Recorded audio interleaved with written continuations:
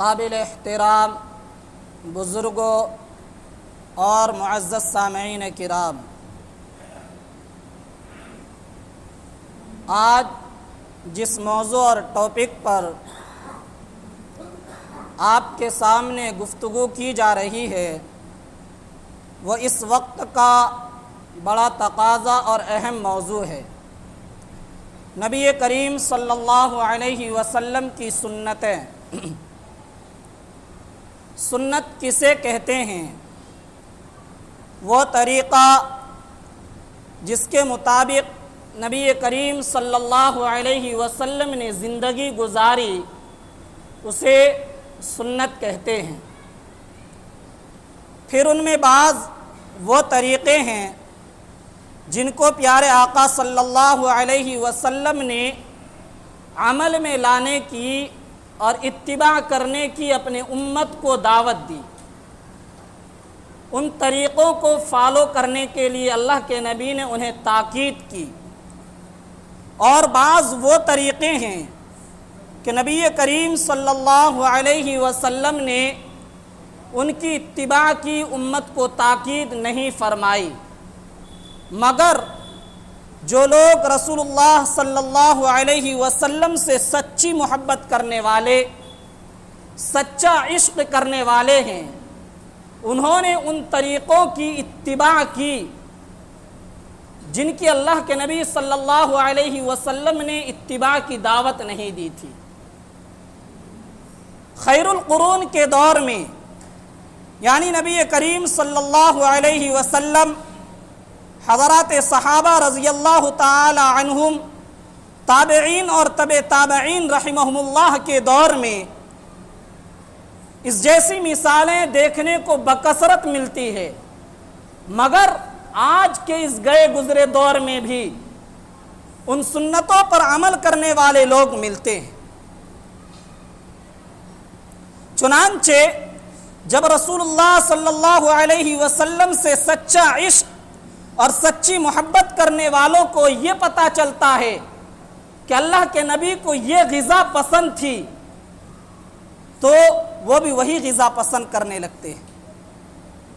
جب انہیں یہ معلوم ہوتا ہے کہ نبی کریم صلی اللہ علیہ وسلم کو فلاں مشروب پینے کی فلاں چیز پسند تھی تو وہ وہی پسند کرنے لگتے ہیں۔ جب وہ یہ پڑھتے ہیں کہ اللہ کے نبی جو کی روٹی پسند فرمایا کرتے تھے تو وہ جو کی روٹی پسند کرنے لگتے ہیں۔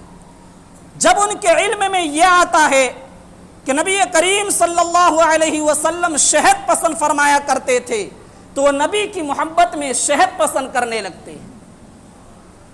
جب انہیں معلوم ہوتا ہے کہ اللہ کے نبی زیتون کی تعریف کرتے اور اسے استعمال فرمایا کرتے تھے تو وہ بھی نبی کی محبت میں زیتون استعمال کرنے لگتے ہیں۔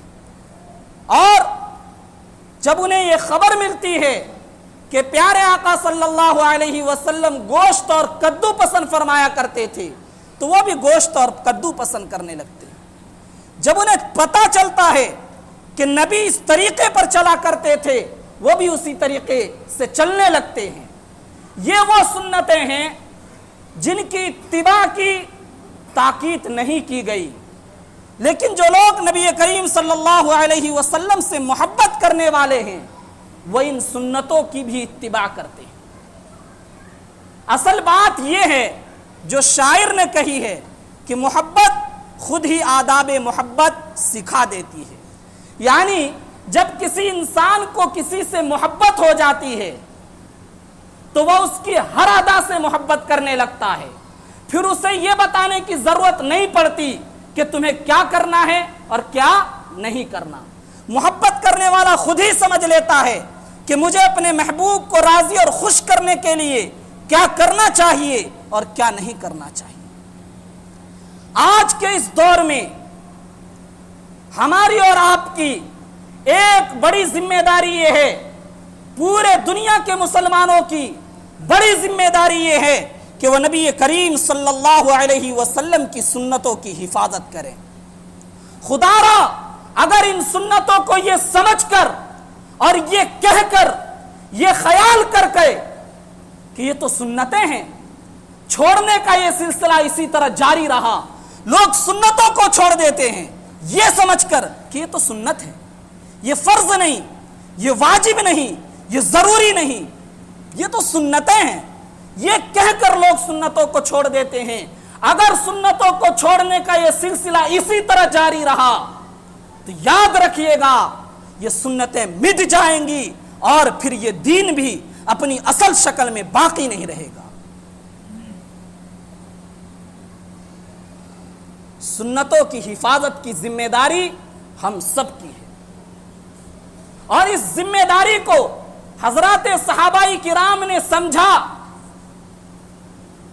تابعین اور تبع تابعین بزرگان دین اور علماء امت نے اس ذمہ داری کو سمجھا، اور انہوں نے نبی کی ایک ایک سنت پر عمل کرنے کی کوشش کی. کتنی ہی مثالیں ایسی ہیں جو ہمارے پڑھنے اور سننے میں آتی رہتی ہیں.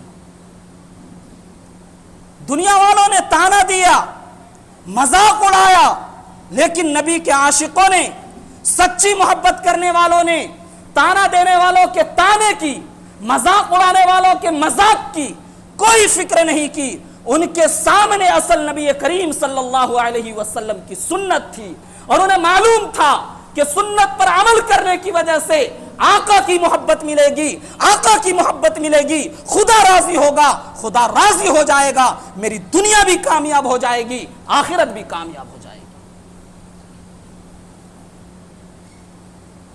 حضرت عثمان غنی رضی اللہ تعالی عنہ ذو النورین ہیں. نبی کریم صلی اللہ علیہ وسلم کی 2 صاحبزادیاں ایک کے بعد ایک ان کی نکاح میں آئی. نبی کریم صلی اللہ علیہ وسلم مدینہ المنورہ تشریف لانے کے بعد سن 6 ہجری میں پہلی دفعہ حضرات صحابہ کرام کی ایک بڑی جماعت کے ساتھ عمرہ کرنے کا ارادہ فرماتے ہیں، اور اس ارادے سے مکہ کے لیے روانہ ہو جاتے ہیں. مگر حدیبیہ کے مقام پر نبی کریم صلی اللہ علیہ وسلم اور آپ کے صحابہ کرام کو کفار مکہ روک دیتے ہیں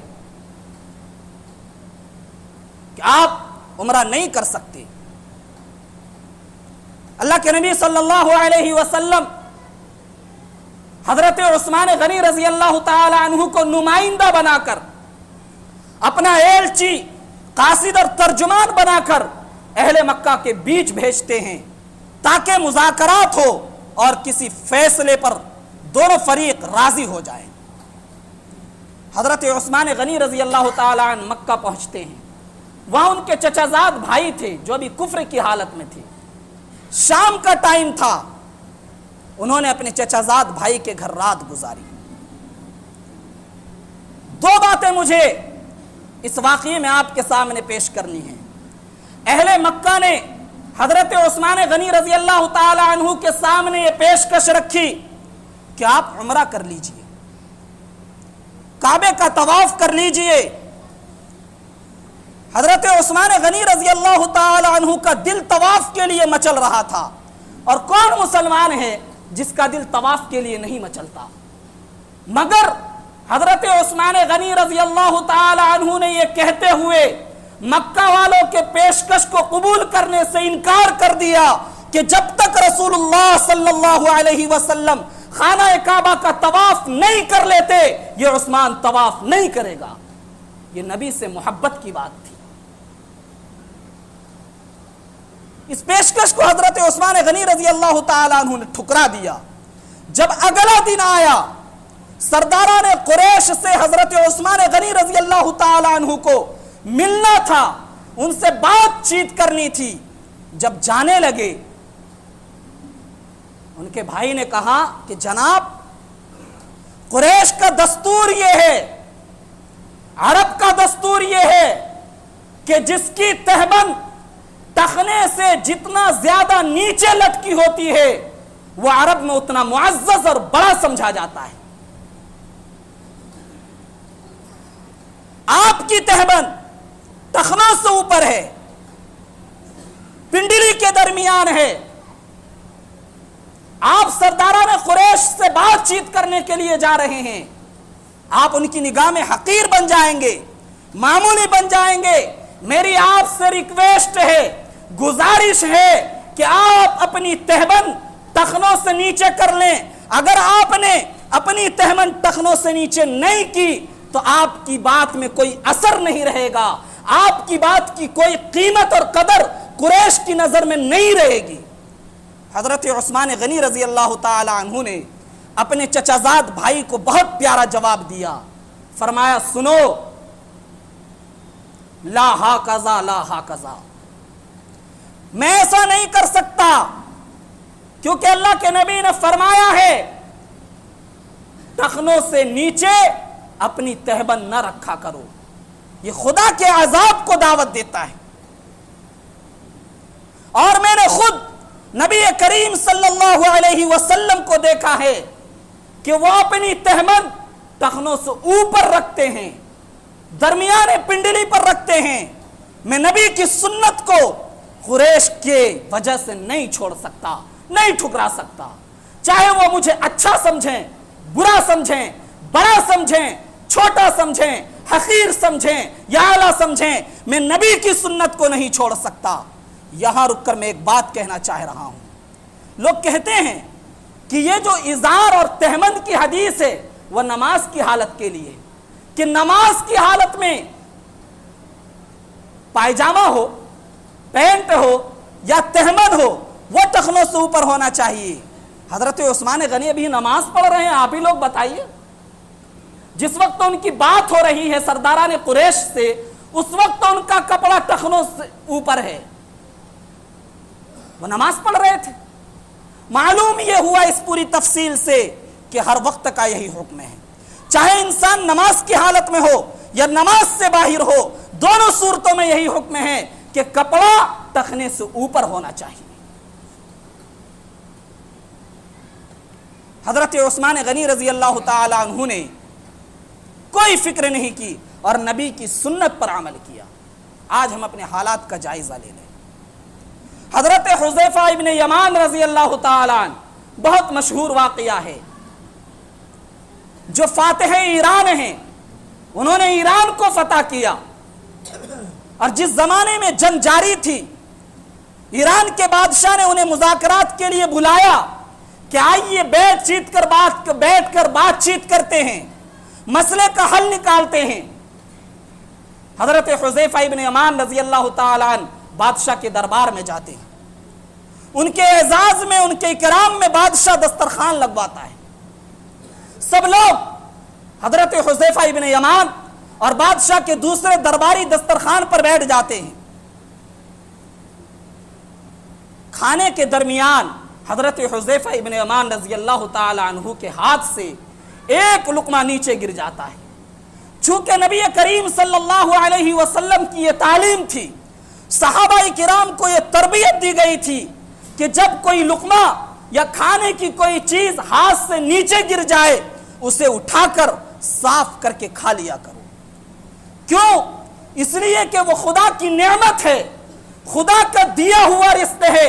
اگر یوں ہی پڑا ہوا چھوڑ دو گے، ضائع کر دو گے، خدا کے رزق کو ضائع کرو گے، برباد کرو گے، یہ روزی کی توہین ہے، یہ روزی کی ناقدری ہے۔ اور سنو، اللہ تعالیٰ نے کھانے میں برکت رکھا ہے، لیکن یہ نہیں معلوم کہ کھانے کے کس لقمے میں برکت ہے۔ ہو سکتا ہے برکت اسی لقمے کے اندر ہو جو نیچے گر گیا ہے، اس لیے اٹھا کر کھا لو۔ حضرت حذیفہ ابن یمان رضی اللہ تعالیٰ عنہ کے سامنے نبی کی یہ تعلیم تھی، وہ اس لقمہ کو اٹھانے کے لیے جھکے۔ ان کے برابر میں جو صاحب تھے انہوں نے کونی مار کر اشارہ کیا، آپ کیا کر رہے ہیں؟ آپ کسرا کے دربار میں ہیں جو اس وقت سپر پاور طاقت ہے، اگر آج آپ اس لقمے کو اٹھا کر کھائیں گے تو یہ لوگ آپ کے بارے میں سمجھیں گے کہ یہ گھٹیا لوگ ہیں، یہ حقیر لوگ ہیں۔ خدا را آج اس سنت پر عمل کرنے کو رہنے دو۔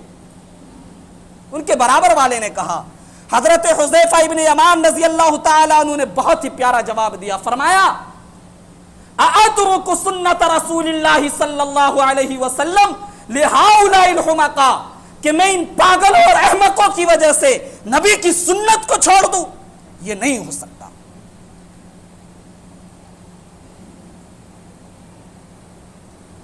اور انہوں نے وہ لقمہ اٹھا کر کھایا۔ کہنے کا مطلب یہ تھا کہ جو لوگ اس سنت پر عمل کرنے کی وجہ سے میرا مذاق اڑائیں یا میرا مقام، میرا مرتبہ اس سنت پر عمل کرنے کی وجہ سے ان کی نگاہوں میں گھٹ جائے، گر جائے، میری نگاہوں میں ایسا انسان حقیر ہے، بے وقوف ہے، میں ان بے وقوفوں کی وجہ سے نبی کی سنت کو نہیں چھوڑ سکتا۔ یہ سنت کی قدر تھی۔ حضرت علی رضی اللہ تعالیٰ عنہ ایک مرتبہ ان کی سواری لائی گئی، سواری کے رکاب پر انہوں نے پیر رکھا اور پیر رکھتے ہوئے وہ بسم اللہ پڑھ کر سواری پر بیٹھ گئے۔ جب سیدھے ہو کر بیٹھ گئے انہوں نے پڑھا الحمدللہ سبحان الذی سخر لنا ھذا وما كنا له مقرنین وانا الى ربنا لمنقلبون۔ پھر پڑھا سبحانک انی ظلمت نفسی فاغفر لی انہ لا یغفر الذنوب الا انت۔ اس کے بعد مسکرانے لگے۔ وہاں موجود لوگوں نے کہا کہ آپ کیوں مسکرا رہے ہیں؟ ابھی ہنسنے اور مسکرانے کی تو کوئی بات پیش نہیں آئی۔ حضرت علی رضی اللہ تعالی عنہ نے فرمایا کہ میں نے ایک دفعہ اللہ کے نبی کو دیکھا کہ آپ سواری پر سوار ہوئے، ساری دعائیں پڑھنے کے بعد آپ اسی طرح مسکرا رہے تھے۔ چونکہ میرے نبی اس طرح مسکرائے تھے اس لیے میں نبی کی اتباع میں مسکرایا۔ تو یہ وہ سنتیں ہیں جن سنتوں کو فالو کرنے، جن کی اتباع کرنے کی تاکید نہیں آئی، لیکن حضرات صحابہ کرام نے ان سنتوں کی بھی اتباع کی۔ کیوں؟ میں نے شروع میں کہا ہے سنت کی ایک ایک سنت کی حفاظت ہم سب کی ذمہ داری ہے، اور صحابہ کرام کو معلوم تھا نبی سے محبت کے بغیر خدا کی محبت مل نہیں سکتی، نہیں مل سکتی، اور نبی کی محبت نبی کی سنتوں پر عمل کرنے کیے بغیر حاصل نہیں ہو سکتی۔ آج بہت سے لوگ نبی کریم صلی اللہ علیہ وسلم سے محبت کا دعویٰ کرتے ہیں، لیکن ہم یہ کہتے ہیں کہ جو انسان نبی سے عشق کا دعویٰ کرے، نبی سے محبت کا دعویٰ کرے، محبت کے نام پر نہ جانے کیا کیا کرے، لیکن اس کی زندگی میں نبی کے قول، نبی کے فعل، نبی کی سنت پر عمل نہ ہو تو وہ انسان جھوٹا ہے، جھوٹا ہے۔ ہم 1000 دفعہ کہیں گے کہ وہ جھوٹا ہے۔ کیوں؟ اس لیے کہ قرآن کریم نے ایسے لوگوں کو جھوٹا کہا ہے۔ پڑھیے قرآن کی آیت، اللہ فرما رہے ہیں قل ان کنتم تحبون اللہ، کہ اگر تم اللہ سے محبت کا دعویٰ کرتے ہو فاتبعونی، میرے نبی کی اتباع کرو۔ یہ نہیں کہا کہ اگر اللہ تعالیٰ سے محبت کا دعویٰ کرتے ہو تو نبی سے محبت کے گیت گاؤ، تم بھی نبی سے محبت کی زبانی دعویٰ کرو، یہ نہیں فرمایا اللہ نے۔ اللہ نے فرمایا کہ اگر تم محبت کے دعوے دار ہو، نبی کی اتباع کرو، نبی کی سنت کو فالو کرو، صرف زبانی دعویٰ کرو گے اور زندگی میں نبی کی سنتیں نہیں ہوگی تو تم اپنے دعوے میں سچے نہیں، جھوٹے ہو۔ علامہ ابن کثیر رحمت اللہ علیہ بہت بڑے مفسر ہیں، تفسیر کی کتاب ہے تفسیر ابن کثیر۔ اس آیت کی تفسیر میں حضرت تحریر فرماتے ہیں کہ جو لوگ نبی کریم صلی اللہ علیہ وسلم سے محبت کا دعویٰ کرتے ہیں لیکن ان کی زندگی میں نبی کی سنت پر، نبی کے قول پر، نبی کے عمل پر عمل نہیں ہے، یہ آیت ان لوگوں کے خلاف واضح دلیل ہے کہ وہ لوگ جھوٹے ہیں۔ یہ میں نہیں کہہ رہا، اپنے وقت کا امام، بڑا امام حضرت امام ابن کثیر رحمت اللہ علیہ فرما رہے ہیں۔ اور یہ بات صرف حضرت امام ابن کثیر رحمت اللہ علیہ نے نہیں کہی، حضرت امام شافعی رحمت اللہ علیہ کا شعر سنیے۔ حضرت امام شافعی رحمت اللہ علیہ فرماتے ہیں لو کان حبک صادقا لأطعتہ ان المحب لمن يحب مطیع۔ اگر تمہاری محبت نبی سے سچی ہوتی تو تم نبی کی اطاعت کرتی، اگر تمہاری محبت نبی سے سچی ہوتی تو تم نبی کی اطاعت کرتے۔ کیوں؟ اس لیے کہ جو جس سے محبت کرتا ہے وہ اس کی اطاعت کرتا ہے۔ دنیا میں عشق کرنے والوں کو دیکھ لو، اپنے محبوبہ کی ایک ایک ادا اور ایک ایک بات پر لوگ مر مٹنے کے لیے تیار ہو جاتے ہیں، اس کے ہر فرمان کو پورا کرنے کے لیے تیار اور ریڈی رہتے ہیں۔ انہیں معلوم ہے کہ اگر اس کی ادا کے خلاف کیا گیا تو پھر یہ سچی محبت کا اظہار نہیں۔ جب دنیا کی محبت، شہوانی محبت، فانی محبت کا یہ حال ہے تو پھر نبی کی سچی محبت، نبی کو فالو کیے بغیر، نبی کے طریقے کو اپنائے کیے بغیر کیسے حاصل ہو سکتی؟ ایک اور بہت بڑے بزرگ گزرے ہیں، انہوں نے بہت اچھی بات لکھی۔ وہ فرماتے ہیں کہ محبت کی علامت کیا ہے؟ علامت حب اللہ حب القرآن، اللہ تعالیٰ سے محبت کی علامت یہ ہے کہ قرآن سے محبت ہوگی۔ وعلامت حب القرآن حب النبی صلی اللہ علیہ وسلم، اور قرآن سے محبت کی علامت یہ ہے کہ نبی سے محبت ہوگی۔ وعلامت حب النبی صلی اللہ علیہ وسلم حب السنہ، اور نبی سے محبت کی علامت یہ ہے کہ نبی کی سنتوں سے محبت ہوگی، اور جو چیز نبی کی سنت کے خلاف ہے اس سے نفرت ہوگی، نفرت۔ آپ بتائیے انسان نفرت والی چیز کو فالو کرتا ہے یا جس سے محبت ہوتی ہے اس کو فالو کرتا ہے؟ محبت والی چیزوں کو فالو کرتا ہے۔ آج لوگ کہتے ہیں کہ مسلمانوں پر ظلم ہو رہا ہے، زیادتیاں ہو رہی ہے، ہر قوم مسلمان کے پیچھے پڑی ہوئی ہے جو مسلمانوں کے خلاف ہے، لیکن قرآن اور احادیث کی روشنی میں غور کرو تو مسلمانوں نے اپنا بیڑا خود غرق کیا ہے۔ ان اللہ لا یغیر ما بقوم حتی یغیروا ما بانفسہم، یہ قوم جو مسلمان قوم ہے 1000 سال تک دنیا کی کوئی قوم اس بات سے انکار نہیں کر سکتی، 1000 سال تک مسلمانوں نے پوری دنیا پر پوری شان و شوکت کے ساتھ حکومت کی ہے، مسلمانوں کا 1000 سال تک ڈنکا بجتا رہا اور قومیں مسلمانوں کی تہذیب کو فالو کرتی رہی ہے۔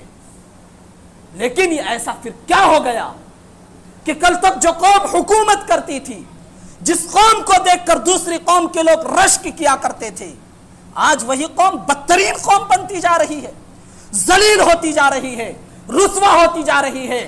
وہ اس آیت کے اندر بیان کر دیا گیا، اللہ تعالیٰ کسی قوم کی حالت اس وقت تک نہیں بدلتے جب تک کہ اس قوم کے لوگ اپنی حالت نہ بدل لیں۔ ہم جب تک سنتوں پر عمل کرتے رہے، نبی کی سنتوں کو فالو کرتے رہے، شریعت کے احکام کو پورا کرتے رہے، ہم دنیا میں معزز رہے ہیں، اور جس دن سے ہم نے یہ سب کچھ چھوڑ دیا ہم دنیا میں ذلیل اور رسوا ہو گئے۔ اس لیے بھائیو، اس وقت کا بڑا تقاضا ہے، زندگی کے ہر شعبے میں نبی کی سنت موجود ہے، ہر شعبے میں، اس لہذا ہر کام نبی کی سنت کو دیکھ کر کریں، تبھی جا کے اس میں قوم کی بھلائی ہے، اپنی بھلائی ہے، دین کی بھلائی ہے، دنیا کی بھلائی ہے۔ سنتوں پر عمل کریں گے انشاءاللہ تو